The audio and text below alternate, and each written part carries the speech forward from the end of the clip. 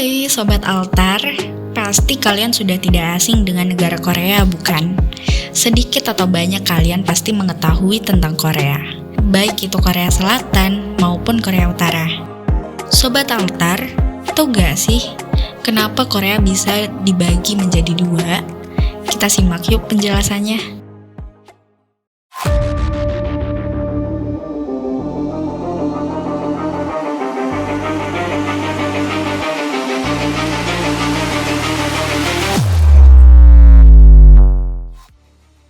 Sobat Altar, dulunya Korea ini merupakan suatu kerajaan yang berada di semenanjung Korea. Terdapat dinasti yang terkenal di Korea yaitu dinasti Joseon yang berkuasa hampir 500 tahun, dari tahun 1932. Jika dilihat di peta, Korea diapit oleh dua negara nih sobat, yaitu Cina dan Jepang. Sobat, ternyata sampai abad ke-19, Korea dapat dibilang tertutup sama dunia luar nih. Namun, karena adanya pengaruh-pengaruh dari luar yang masuk, dan adanya konflik-konflik internal, akhirnya di akhir abad ke-19, monarki Korea mulai goyah. Melihat hal tersebut, Jepang semakin gencar memberi pengaruhnya di semenanjung Korea. Jepang terus-menerus mengirim utusan dan tentara ke Korea. Nah, pada saat Jepang menjajah Korea, Korea masih berstatus sebagai kerajaan pembayar upeti di Kekaisaran Cina. Oleh karena itu, Cina menjadi panas atas apa yang telah dilakukan oleh Jepang. Kemudian terjadilah perang antara Jepang dan Cina pada tahun 1894 sampai tahun 1895. Perang tersebut diberi nama Sino-Japanese War, yaitu Perang Cina dan Jepang. Jepang berhasil memenangkan perang tersebut dan Cina harus pergi dari semenanjung Korea nih. Ternyata, perang tidak berhenti di situ loh. Terjadi perang dan perjanjian lagi sampai bertahun-tahun setelahnya.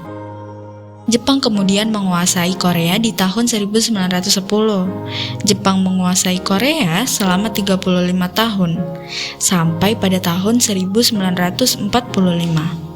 Sampai pada akhirnya mereka kalah saat Perang Dunia II. Kekalahan Jepang membuat orang-orang Korea semangat untuk segera keluar dari penjajahan.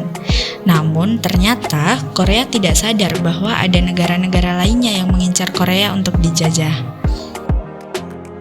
Setelah peperangan Sino-Japanese pada tahun 1896, King Gojong, Raja Korea waktu itu, langsung meminta perlindungan ke Kekaisaran Rusia. Pada saat itu, King Gojong mengizinkan Rusia untuk ikut mempengaruhi berbagai keputusan, dan itu terjadi sampai pada saat Jepang menguasai Korea di tahun 1910. Tanpa disadari, ternyata paham komunis sudah masuk ke Korea. Sudah banyak tentara yang menganut ideologi komunis terinfluence dari pelindung mereka di tahun-tahun sebelumnya. Kekaisaran Rusia yang waktu itu sudah berubah nama menjadi Uni Soviet. Salah satu penganut paham komunis ini adalah salah satu pemimpin gerilya yang bernama Kim Song-ju. Setelah Jepang menyerah tanpa syarat di tahun 1945, Uni Soviet langsung gerak ke Korea dan langsung menyerang pertahanan Jepang di Korea. Di saat bersamaan, Amerika waktu itu belum memiliki pangkalan militer di Korea. Jadi, dari situ, agar Soviet tidak menguasai seluruh semenanjung Korea, Amerika menyarankan untuk berbagi sementara wilayah kekuasaan di semenanjung Korea. Kemudian, Amerika mengutus Charles Bonneville, kolonel tentara Amerika Serikat, dan Dan Rush, calon menteri luar negeri Amerika Serikat, untuk menyarankan garis pemisah yang memisahkan antara Korea bagiannya Soviet dan Korea bagiannya Amerika. Dan karena geografi Soviet berada di bagian utara semenanjung Korea, dan Amerika datang dan berkumpul di bagian selatan semenanjung Korea, nah, pada akhirnya garis pembatas tersebut disetujui oleh Soviet. Waktu itu sifatnya sementara, karena pada waktu itu akan disatukan lagi nih di bawah pemerintahan baru. Tetapi karena perbedaan ideologi yang makin lama mempengaruhi pola pikir orang-orang asli Korea sendiri, yaitu bagian selatan yang makin nempel dengan paham kapitalis Amerika, dan di bagian utara itu makin nempel dengan paham komunis Soviet. Pada bulan November 1947, PBB langsung mengadakan pemilu untuk memulai demokrasi di keseluruhan semenanjung Korea. Namun Uni Soviet menolak, sehingga pemilu diblokir di bagian utara. Karena khawatir berpengaruh di bagian utara, namun pemilu tetap terjadi di bagian selatan, dan Syngman Rhee resmi menjadi Presiden Korea Selatan yang pertama. Di bagian utara, Soviet mengangkat Kim Song-ju sebagai pemimpin Korea Utara. Kemudian, Kim Song-ju berganti nama menjadi Kim Il-sung, yang artinya Kim yang akan menjadi matahari. Pasti sudah tidak asing kan kalau namanya berubah menjadi Kim Il-sung? Soviet dan Amerika kemudian sepakat menarik pasukannya dari semenanjung Korea. Namun setelah ditinggal, itu semakin ada peperangan antara Korea Utara dan Korea Selatan.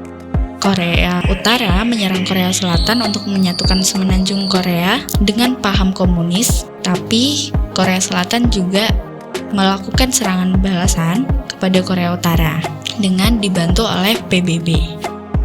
Perang ini berakhir pada tahun 1953 dengan adanya penandatanganan gencatan senjata dan zona demilitarisasi. Perang Korea menewaskan sedikitnya 2,5 juta militer dan warga sipil. Namun karena tidak ada perjanjian yang disepakati dan ditandatangani, jadi Korea Selatan dan Korea Utara nih dianggap masih berperang sampai sekarang. Namun Presiden Korea Selatan Moon Jae-in dan pemimpin Korea Utara Kim Jong-un itu sepakat untuk mengakhiri perang Korea dengan perjanjian damai. Gimana nih? Seru nggak? Pembahasan kita mengenai Korea dibagi menjadi 2. Sekarang udah paham kan?